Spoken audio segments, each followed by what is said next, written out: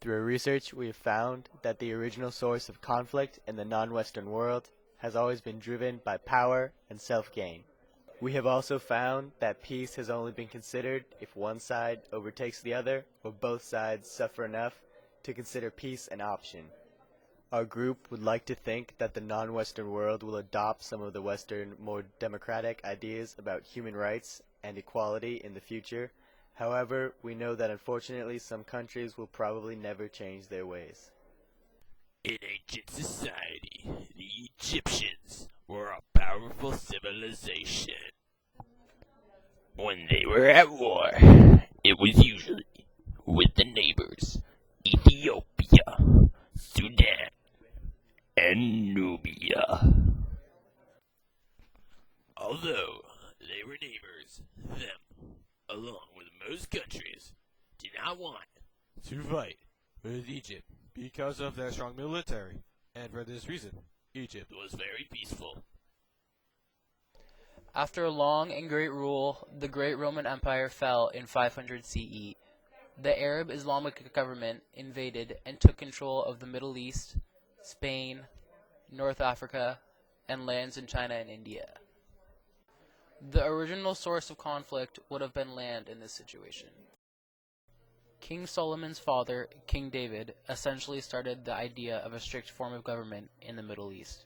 He was admired for his military knowledge. After his death in 930 CE, revolts broke out because there was no king. After a year, Israel and Judah split up because of the rising conflict. In 722 CE, both of the states were conquered when the Assyrians invaded them. This was the first form of a modern invasion of a country. In the 1600s, the British East India Company was established. It traded within India and used Indian resources to trade with other countries. It increased its power and started to run the country. However, its policies were disliked by India and they revolted against the company. This led to the downfall of the company and the rule of India went to the British. In 1839, China came into conflict with the East India Company in what is now known as the Opium War. The dispute was in regards to the illegal trading of a drug that caused widespread dependency in China. This war went on from 1839 to 1842. The conflict occurred due to the British East India Company's unwillingness to give up on China as far as its regards to its trading laws. At the time, the British East India Company had control of India entirely and thought they could control China by making them dependent on the drug. The Chinese fought against the British by sea and they smashed opium crates in retaliation to the company. The conflict was finally ended in the Second Opium War with the signing of the Treaty of Nanking, which opened up China's international trading laws, stating in Article 2, His Majesty the Emperor of China agrees that British subjects with their families and establishments shall be allowed to reside for the purpose of carrying on their commercial pursuits, without molestation or restraints at the cities and towns of Canton, as well as other places. In the late 1800s, Mahatma Gandhi, an Indian man and an anti-war activist, led Africa in peaceful revolts and boycotts to obtain their freedom. In 1914, Gandhi went back to India and became the leader of the Indian National Congress. He led revolutions with the idea that they should be done non-violently. Gandhi later attended the London Round Table Conference on Indian constitutional reform, and in 1947 created independence for India. Gandhi inspired many peaceful activists and countries to try to attain their freedom nonviolently.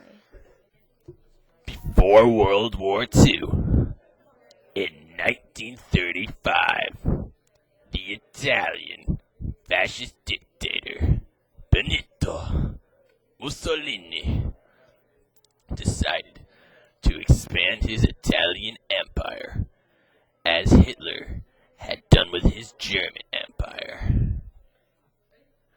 He started off by invading Ethiopia, one of the first independent African countries. Ethiopia was not as technologically advanced in weaponry, and eventually their spears and shields fell to Italian guns.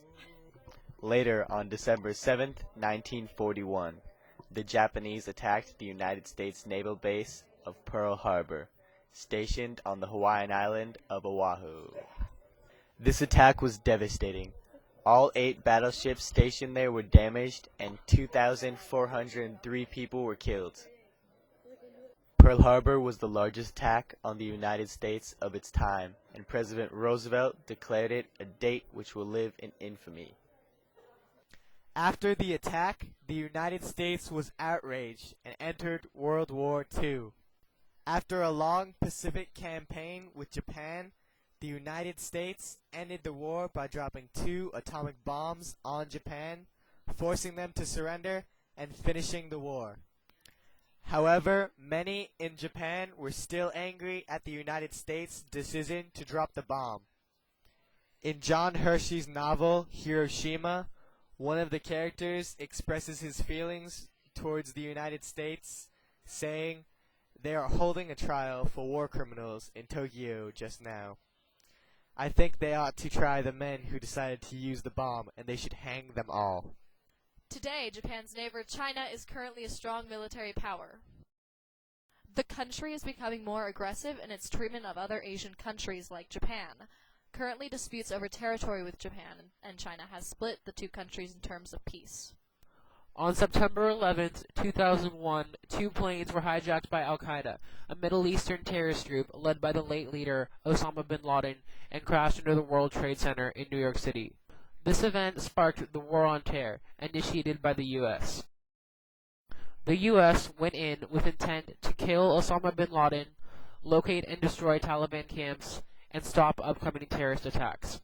On May 2, 2011, Osama bin Laden was killed by the U.S. in Pakistan. Today, the U.S. is withdrawing troops from the Middle Eastern countries. Today, although war is still at large in the Eastern world, there are programs in place, such as the International Criminal Court, that hunt down and try people who have committed war crimes, crimes against humanity, and genocide.